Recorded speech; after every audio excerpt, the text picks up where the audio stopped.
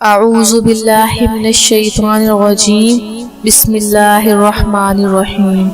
شروع اللہ کے نام سے جو بڑا مہربان اور نہایت رحم کرنے والا ہے، اور میں یہ بھی گواہی دیتی ہوں اللہ کے سوا کوئی معبود برحق نہیں۔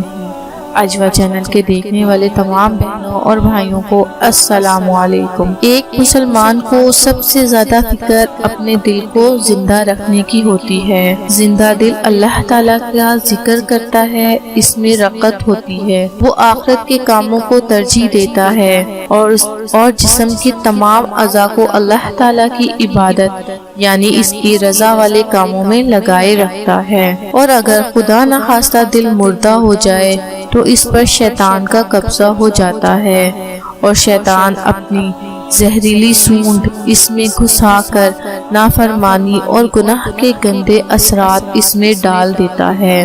یہ مردہ دل فانی دنیا کے چکر میں پڑا رہتا ہے اور غیر اللہ سے عشق کی ذلت میں مبتلا ہو جاتا ہے۔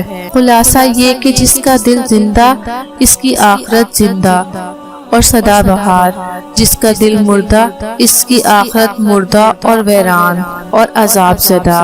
دل کی زندگی کا مجرب نسخہ یہ ہے کہ فجر کی سنتوں اور فرضوں کے درمیان توجہ کے ساتھ 40 مرتبہ یہ دعا پڑھنی چاہیے۔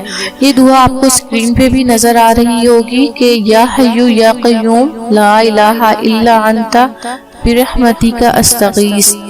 اول اور آخر درود شریف کے ساتھ یہ پڑھنا ہے آپ نے۔ ایک حدیث میں ہے کہ حضور پاک صلی اللہ علیہ وسلم نے فرمایا ہے کہ سورہ یاسین قرآن پاک کا دل ہے۔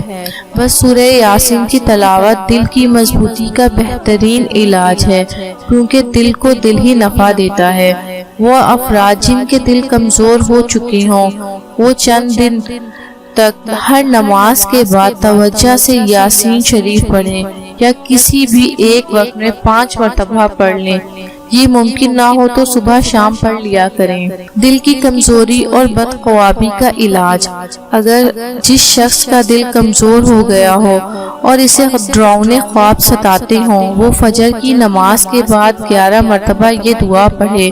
یہ دعا آپ کو اسکرین پہ نظر آ رہی ہے کہ لا الہ الا اللہ وحدہ لا شریک لہ لہ الملک ولہ الحمد یحیی و یمیت وہو حی لا یموت بیدہ الخیر وہو علی کل شیء قدیر۔ چینی کی پلیٹ پر سورہ فاتحہ لکھ کر اس کا پانی مریض کو پلایا جائے تو یہ بہت فائدہ ہے۔ اور باقی آپ کو یہ اسکرین پہ نظر آ رہا ہے کہ آپ نے یہ آیت گلے میں ڈالنی ہے لکھ کے، اور یاد رہے کہ یہ تعویذ کا مقام دل کے محاذ میں رہے۔